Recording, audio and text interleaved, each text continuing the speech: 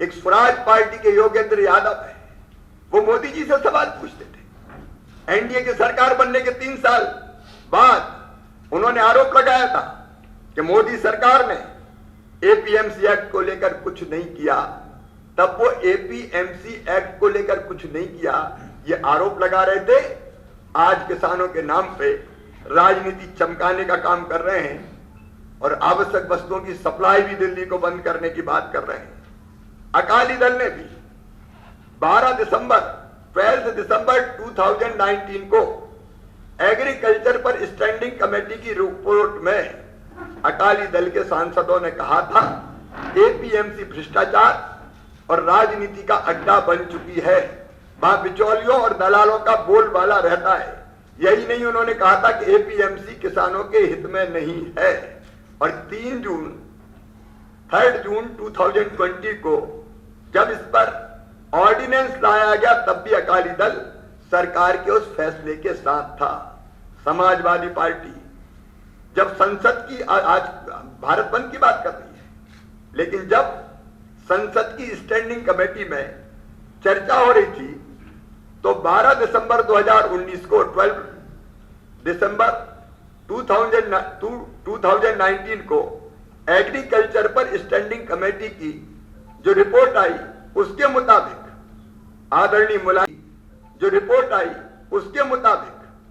आदरणीय मुलायम सिंह जी का बयान समाजवादी पार्टी के दोगलेपन को प्रदर्शित करता है। मुलायम सिंह जी ने सुझाव देते हुए कहा था कि एपीएमसी की आलोचना की थी और कहा था इससे किसानों को नुकसान हो रहा है। तब नुकसान हो रहा था, अब फायदा होने लगा।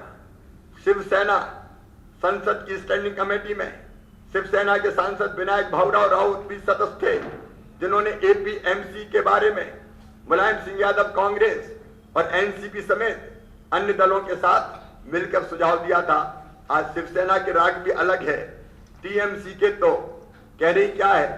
तब उनके सांसद अबू ताहिर खान ने स्टैंडिंग कमेटी की बैठक में कहा था एपीएमसी को बदलना चाहिए। लेफ्ट पार्टियां यूपीए की सरकार में शामिल थी जब मॉडल एक्ट की बात हो रही थी, और अब तो टीआरएस अभी तक कुछ नहीं बोली, लेकिन अचानक नींद से जग गए और उठ के कहने लगे, क्या दवाका के बाद और हैदराबाद के बाद, कह रहे मैं भी भारत बंद का समर्थन कर रहा हूं। धन्य मुख्यमंत्री जी, अब तक कहां नींद में सो रहे थे। मैं कहना चाहता हूं एक कानून, कृषि कानून तब लागू हुए थे जब बिहार के चुनाव चल रहे थे। लगभग 12 राज्यों में बाय इलेक्शंस हुए थे। मध्य प्रदेश में तो आम चुनाव ही था, सीधे सीधे हम और कांग्रेस लड़ रहे थे। कांग्रेस को हमसे 10% कम वोट मिले और भारतीय जनता पार्टी ने मध्य प्रदेश में शानदार जीत हासिल की है। बिहार में भारतीय जनता पार्टी जीती, उत्तर प्रदेश सहित गुजरात जो रूरल सीटें थी वो भारतीय जनता पार्टी जीती, और तेलंगाना में भी भारतीय जनता पार्टी जीती। अगर इसके विरोध में होते किसान तो अधिकांश ग्रामीण क्षेत्रों में भारतीय जनता पार्टी शानदार विजय कैसे हासिल करती। मैं इन सब दलों से कहना चाहता हूं, ये पाखंड ना करें, ये भ्रमित करने का काम ना करें।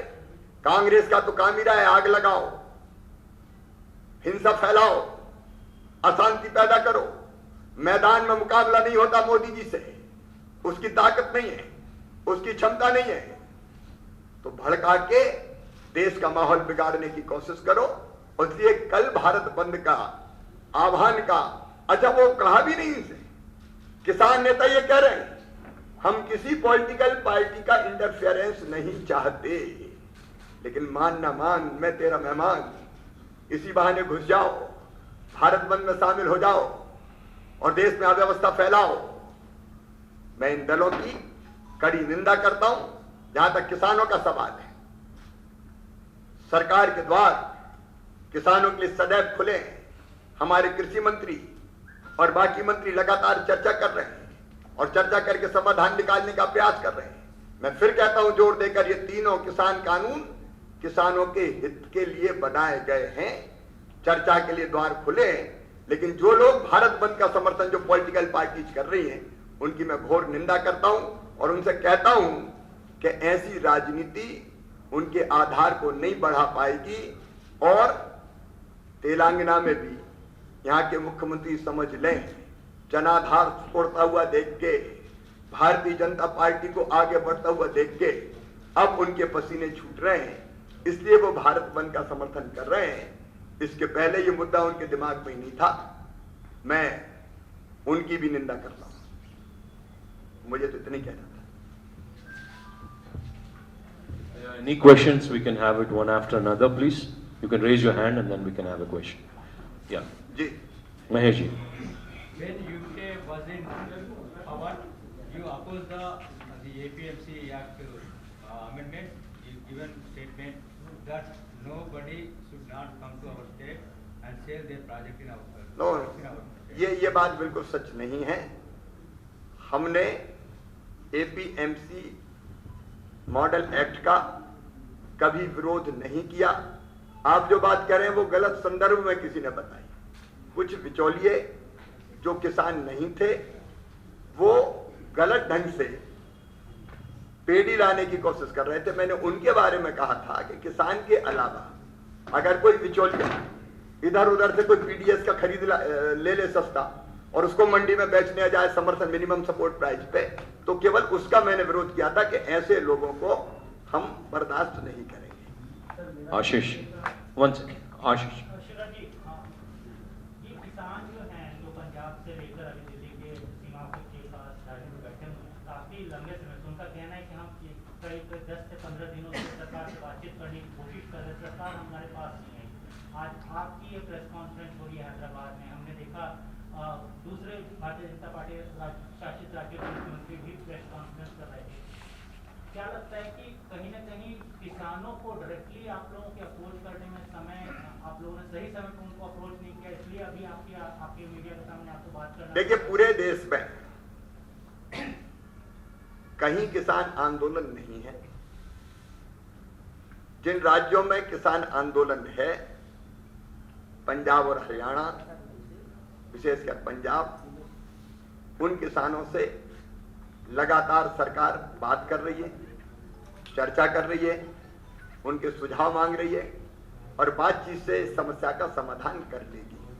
लेकिन अचानक ये नींद से जगे कांग्रेस एंड कंपनी और भारत बंद में कूद पड़े, हम उनके चेहरे बेनकाब कर रहे हैं। सर, एमएसपी कानून बनाने में क्या आपत्ति? एमएसपी जारी रहेगी। पहले भी एक्ट में कानून का कोई प्रावधान नहीं था। कानून बनाने की मांग किसान कर रहे हैं, आपको आपत्ति क्या है कानून बनाने में? भारतीय जनता पार्टी ने साफ कहा है, एक बार नहीं अनेक बार। प्रधानमंत्री जी ने कहा है, कृषि मंत्री ने कहा है, मैंने आंकड़े बताए हैं आपको कि कांग्रेस के समय, यूपीए के समय कितना खरीदते थे, आज कितना खरीदते हैं। इसी साल 6 फसलों के दाम और बढ़ाए गए, एमएसपी बढ़ाई गई है और इसलिए एमएसपी जारी रखने के लिए एनडीए की सरकार, भारतीय जनता पार्टी प्रतिबद्ध है। कानून का प्रावधान पहले भी नहीं था। किसान को डर है कॉर्पोरेट के हाथों से ठगा जाएगा, इसीलिए वो कानून बनाने कोई सवाल ही पैदा नहीं होता जब तक भारतीय जनता पार्टी कोई किसान को नहीं ठग सकता। सर, मेरा क्वेश्चन ये था कि जो यहाँ के सीएम है, जो लॉकडाउन करने की बात कर रहे हैं, तो ये इनकी चाल है या फिर पब्लिक को फिर से जो नुकसान होगा तो इसका कैसा होगा आगे? जैसा किसान की भी जो मुश्किलात सामना कर रहा है। लॉकडाउन क्या कोरोना को लेके ये मेरी बंद की बात कर रहे हैं, बंद किया नहीं, ये देखिए, मुझे तो ये लगता है कि अभी तक वो नींद में थे। अब जब हैदराबाद में भारतीय जनता पार्टी 12 गुना ज्यादा सीटें जीत गई, दुबाका की सीट जीत गई, तो उनको लग रहा है कि उनके पांव के नीचे से जमीन खिसक रही है। सिंहासन खाली करो कि भाजपा आती है और इसलिए भाजपा का हर स्तर पर विरोध करना है, इसलिए अचानक वो मैदान में आ गए। मुझे तो इसके अलावा कुछ नहीं लगता। एक और सवाल सर उनसे जुड़ा हुआ ही है मेरा। सीएम साहब ने अपने प्रेस कॉन्फ्रेंस में चंद्रशेखर राव साहब ने बोला था कि वो एक यूनाइटेड फोरम दिसंबर महीने में सेकेंड वीक में सारे अपोजिशन के लीडर्स के साथ बैठ के बनाएंगे और मोदी सरकार की गलत नीतियों के खिलाफ अपोजिशन को इकट्ठा करेंगे। इसको कैसे देखें? अब तक नीति गलत नहीं थी। जब भाजपा तेलंगाना में बढ़ती नजर आ रही है और लग रहा है कि अगले विधानसभा चुनाव में तेलंगाना में भारतीय जनता पार्टी जीत जाएगी, तो अब सब नीति गलत रखने लगी। अब तो वो डूबते को तिनके का सहारा, और जो सहारे ढूंढते फिर रहे हैं। अब तक जो है टीआरएस यूपी इंडिया का सपोर्ट करते हैं, अब एकदम अपोज होने का रीजन क्या है? देखिए, मैं भारत बंद पे जो इनका स्टैंड है, मैंने उसकी बात की है कि एकदम नींद से कैसे जागे। And Shivraji is here to address the national issues. Can you please ask those questions in relation to the formulas, please? Sir, farmers across all the states in the country, in every corner, are expecting agricultural reforms. Like you have got this bill, but they are complaining about the infrastructure and direct marketing technology. So, is the government going to do something about that? देखिए, प्रधानमंत्री जी ने आत्मनिर्भर भारत के लिए, आपको पता है कि एग्रीकल्चर इंफ्रास्ट्रक्चर के लिए लगभग 1 लाख करोड़ रुपए की विशेष योजना अनाउंस की है, जिसमें एग्री इंफ्रास्ट्रक्चर को, मार्केटिंग को, एफपीओज को प्रमोट करने के एक नहीं कई कदम, कोल्ड स्टोरेज की चेन बनाने को कई तरह के कदम उठाए गए हैं। मैं समझता हूं कि प्रधानमंत्री नरेंद्र मोदी जी जितना किसान हितैषी कोई नहीं है। उन्होंने दीर्घकालीन कदम किसानों के हित में उठाए हैं, वहीं तात्कालिक सहायता की भी जरूरत पड़ी है तो उससे भी पीछे नहीं हटे। Ashish ji will take a fight. Yeah, you want to. Social media में एक वायरल हो रहा है न्यूज़, जो मध्य प्रदेश की राज्य में किसान ने जो गेहूं बेचने के लिए, धान बेचने के लिए आते, हम जेल में डालते, उसके ऊपर फाइन डालते, इसके ऊपर सोशल मीडिया में ज्यादा वायरल हो रहा है तेलंगाना राज्य में। इसके ऊपर आप क्या मैंने तो कहीं देखा नहीं सोशल मीडिया में क्या ऐसा चल गया, लेकिन मध्य प्रदेश में मैं केवल आपको आंकड़े बता रहा हूं। आपने सवाल पूछे ये, पिछली बार हमने जो वीट की, गेहूं की खरीदी की 1 करोड़ 29 लाख मीट्रिक टन, जो पंजाब से भी ज्यादा थी हिंदुस्तान में। और धान की बम्पर खरीदी अभी जारी है, किसानों को एमएसपी दिया जा रहा है और खरीदी की उत्तम व्यवस्था मध्य प्रदेश में है।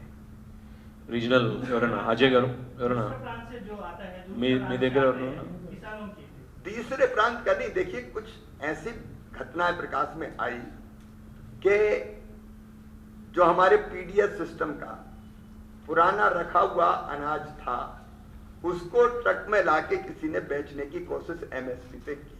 वो ट्रक पकड़े गए, तब हमने कहा कि ऐसे लोगों को मत छोड़ो जो रिसाइकिल करते हैं, गरीबों का खरीद कर वही फिर एमएसपी पे बेच जाए, सस्ता खरीद के महंगा, ये नहीं चलेगा। मैंने केवल उसकी बात कही थी, बाकी किसान स्वतंत्र है। We'll take one more last. Ashish, you want to have? Go ahead. Sir, जो प्रोटेस्ट हो रहे हैं दिल्ली में, अभी बात आपने की राजनीतिक पार्टियां उस प्रोटेस्ट को हाईजैक कर रही हैं। कुछ ऐसे भी, जैसे आज दिल्ली पुलिस ने भी कुछ एक्शन किया है, कुछ विदेशी ताकतों की भी लगता है कि कुछ इसको यूटिलाइज करने की कोशिश की जा रही है, कंट्री को डिस्टेबलाइज करने की कोशिश। देखो, 2 चीजें मैं स्पष्ट कर दूं। एक, विशुद्ध रूप से जो किसान है, सरकार उनके साथ खड़ी है, उनकी शंकाओं का समाधान करेगी, उनसे पूरी तरह से संवाद करेगी, उनको पूरी तरह से संतुष्ट करेगी। लेकिन किसान आंदोलन की आड़ में ऐसे तत्व जो हमारे देश में अराजकता जैसी परिस्थिति पैदा करनी चाहते हैं, उन पर भी हम नजर रखेंगे, उनको नहीं छोड़ेंगे। नमस्कार, मैं हूं मानक गुप्ता। अगर आपको हमारा ये वीडियो पसंद आया हो तो इसे लाइक और शेयर जरूर करें, और हां, हमें सब्सक्राइब और फॉलो करना ना भूलें, ताकि आप देश और दुनिया की कोई खबर मिस ना करें। तो जुड़े रहिए हमारे साथ और देखते रहिए न्यूज़ 24।